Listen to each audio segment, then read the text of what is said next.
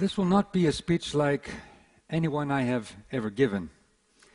I will talk to you today about the failure of leadership in global politics and in our globalizing economy. And I won't provide some feel-good, ready-made solutions, but I will in the end urge you to rethink, actually take risks, and get involved in what I see as a global evolution of democracy. Failure of leadership. What is the failure of leadership today? And why is our democracy not working? Well, I believe that the failure of leadership is the fact that we have taken you out of the process. So let me, from my personal experiences, give you an insight so that you can step back and maybe understand why it is so difficult to cope with the challenges of today and why politics is going down a blind alley. Let's start from the beginning. Let's start from democracy. Well, if we go back to the ancient Greeks, it was a revelation, a discovery that we had the potential together to be masters of our own fate, to be able to examine, to learn, to imagine, and then to design a better life. And democracy was the political innovation which protected this freedom, because we were liberated from fear so that our minds, in fact, whether they be despots or dogmas, could be the protagonist. Democracy was a political innovation that allowed us to limit the power, whether it was of tyrants or of high priests, their natural tendency to maximize power and wealth. Well, I first began to understand this when I was 14 years old. I used to try to avoid homework, sneak down to the living room and listen to my parents and their friends debate heatedly. You see, then Greece was under control of a very powerful establishment which was strangling the country, and my father was heading a promising movement to reimagine Greece, to imagine a Greece where freedom reigned and where maybe the people, the citizens, could actually rule their own country. I used to join him in many of the campaigns, and you can see me here next to him. I'm the younger one there to the side. You may not recognize me because I used to part my hair differently there. So in 1967, elections were coming. Things were going well in the campaign. The House was electric. We really could sense that there was going to be a major progressive change in Greece. Then one night, military trucks drive up to our house. Soldiers storm the door. They find me up on the top terrace. A sergeant comes up to me with a machine gun, puts it to my head and says, "Tell me where your father is or I will kill you." My father, hiding nearby, reveals himself and was summarily taken to prison. Well, we survived, but democracy did not. 7 brutal years of dictatorship, which we spent in exile. Now, today our democracies are again facing a moment of truth. Let me tell you a story. Sunday evening, Brussels, April 2010, I'm sitting with my counterparts in the European Union. I had just been elected Prime Minister, but I had the unhappy privilege of revealing a truth that our deficit was not 6%, as had been officially reported only a few days earlier before the elections by the previous government, but actually 15.6%.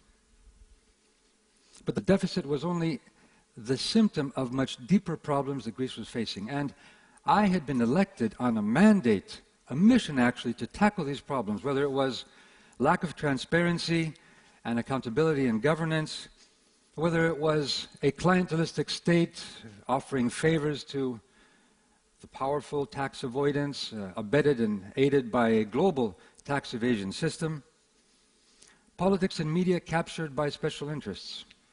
But despite our electoral mandate, The markets mistrusted us. Our borrowing costs were skyrocketing, and we were facing possible default. So I went to Brussels on a mission to make the case for a united European response, one that would calm the markets and give us the time to make the necessary reforms. But time we didn't get. Picture yourselves around the table in Brussels. Negotiations are difficult, the tensions are high, progress is slow, and then 10 minutes to 2, a prime minister shouts out, "We have to finish in 10 minutes." I said, "Why? These are important decisions. Let's deliberate a little bit longer." Another prime minister comes in and says, "No, we have to have an agreement now, because in 10 minutes, the markets are opening up in Japan, and there will be havoc in the global economy." We quickly came to a decision in those 10 minutes. This time it was not the military, but the markets that put a gun to our collective heads. What followed were the most difficult decisions in my life. Painful to me, painful to my countrymen, imposing cuts, austerity, often on those not to blame for the crisis. With these sacrifices, Greece did avoid bankruptcy and the Eurozone avoided a collapse. Greece, yes, triggered the Euro crisis, and some people blame me for pulling the trigger, but I think today that most would agree that Greece was only a symptom of much deeper structural problems in the Eurozone, vulnerabilities in the wider global economic system. Vulnerabilities of our democracies. Our democracies are trapped by systems too big to fail, or more accurately, too big to control. Our democracies are weakened in the global economy with players that can evade laws, evade taxes, evade environmental or labor standards. Our democracies are undermined by the growing inequality and the growing concentration of power and wealth. Lobbies, corruption, the speed of the markets, or simply the fact that we sometimes fear an impending disaster, have constrained our democracies, and they have constrained our capacity to imagine and actually use the potential, your potential, in finding solutions. Greece, you see, was only a preview of what is in store for us all. I, overly optimistic, had hoped that this crisis was an opportunity for Greece, for Europe, for the world, to make radical democratic transformations in our institutions. Instead, I had a very humbling experience. In Brussels, when we tried desperately again and again to find common solutions, I realized that not one of us had ever dealt with a similar crisis. But worse, we were trapped by our collective ignorance. We were led by our fears. And our fears led to a blind faith in the orthodoxy of austerity. Instead of reaching out to the common or the collective wisdom in our societies, investing in it to find more creative solutions, we reverted to political posturing.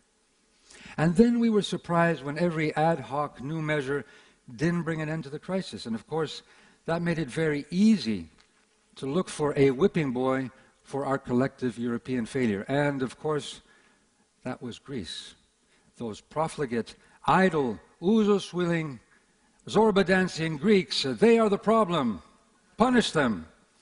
Well, a convenient but unfounded stereotype that sometimes hurt even more than austerity itself. But let me warn you, this is not just about Greece. This could be the pattern that leaders follow again and again when we deal with these complex cross-border problems, whether it's climate change, whether it's migration, whether it's the financial system. That is abandoning our collective power to imagine our potential, falling victims to our fears, our stereotypes, our dogmas, taking our citizens out of the process rather than building the process around our citizens. And doing so will only test the faith of our citizens, of our peoples, even more in the democratic process. It's no wonder that many political leaders, and I don't exclude myself, have lost the trust of our people. When riot police have to protect parliaments, a scene which is increasingly common around the world, then there's something deeply wrong with our democracies.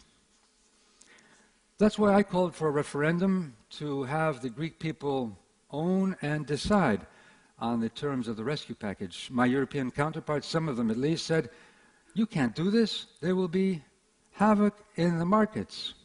Again, I said we need to, before we restore confidence in the markets, we need to restore confidence and trust amongst our people.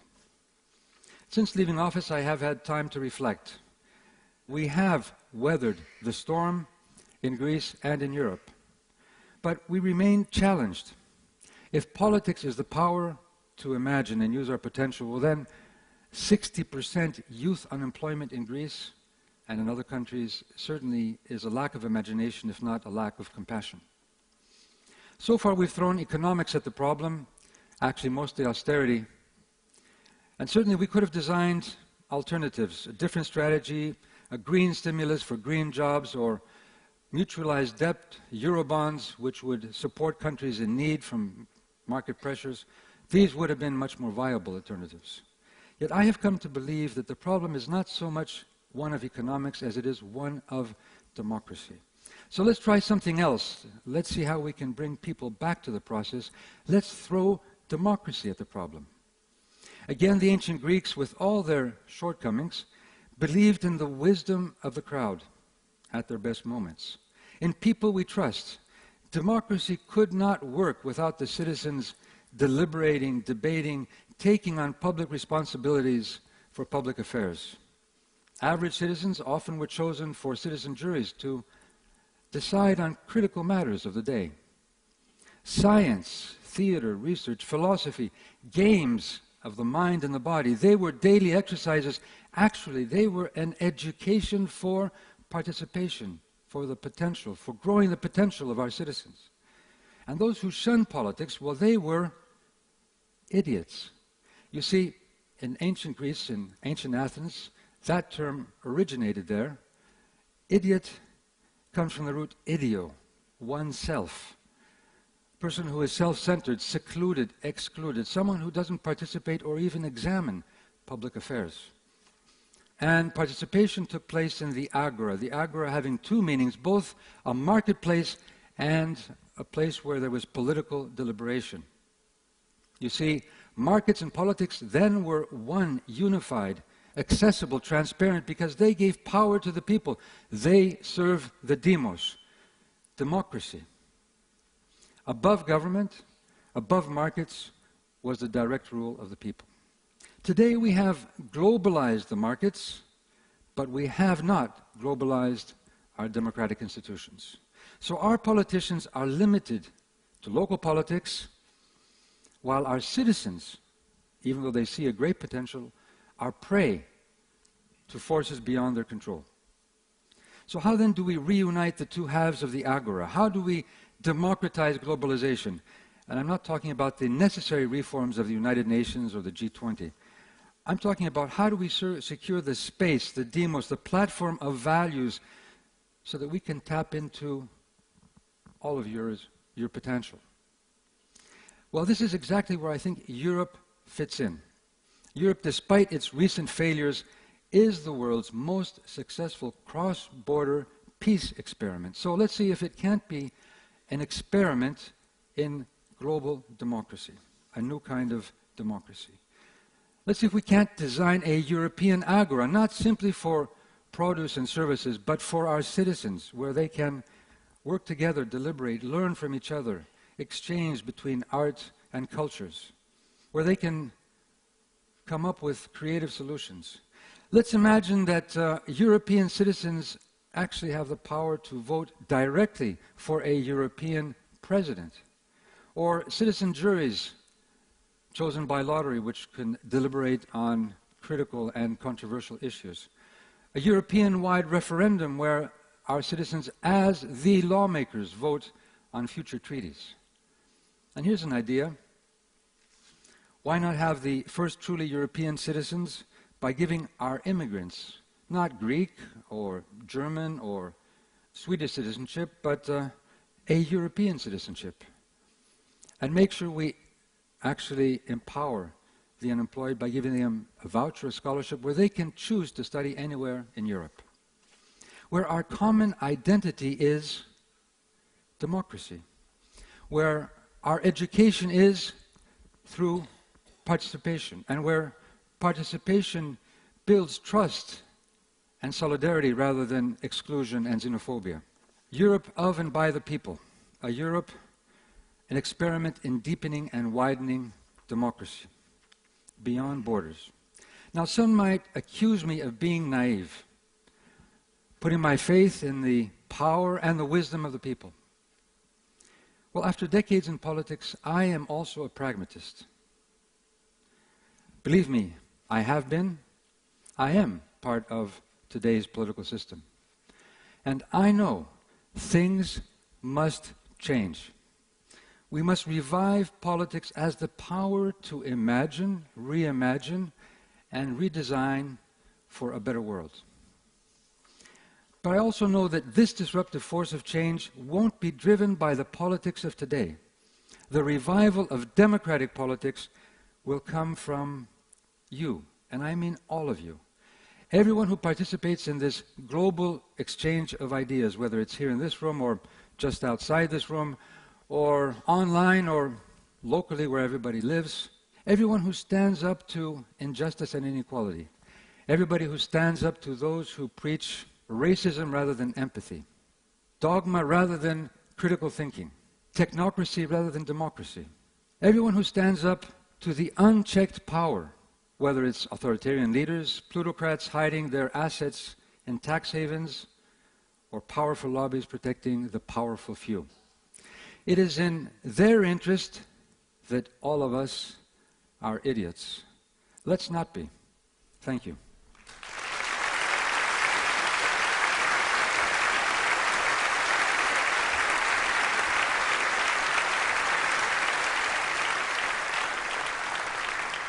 You seem to describe a political leadership that's kind of unprepared and prisoner of the winds of the financial markets. And that scene in Brussels that you described, to me as a citizen, is terrifying. Help us understand how you felt after the decision. It was not a good decision, clearly, but how do you feel after that, not as the Prime Minister, but as George? Well, obviously there were constraints which didn't allow me or others to make the types of decisions we would have wanted. And obviously, I had hoped that we would have the time to make the reforms which would have dealt with the deficit rather than trying to cut the deficit, which was the symptom of the problem. And that hurt. That hurt because that, first of all, hurt the younger generation, and not only. Many of them are demonstrating outside.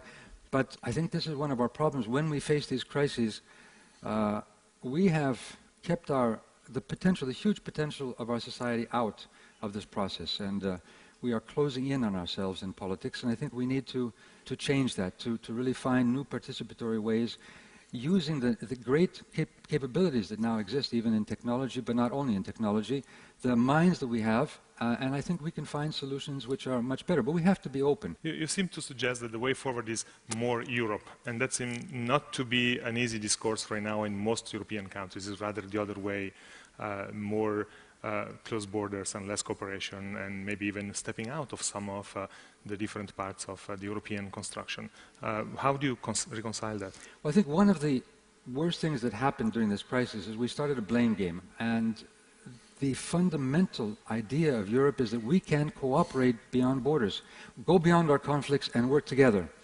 And the paradox is that because we have this blame game, we have less the potential to convince our citizens that we should work together, while now is the time when we really need to bring our powers together. Now, more Europe, for me, is not simply giving more power to Brussels. It is actually giving more power to the citizens of Europe. That is, really making Europe a project of the people. So that, I think, would be a way to answer some of the fears that we have in our society. George, thank you for coming to TED. Thank you very much. Thank you. Thank you.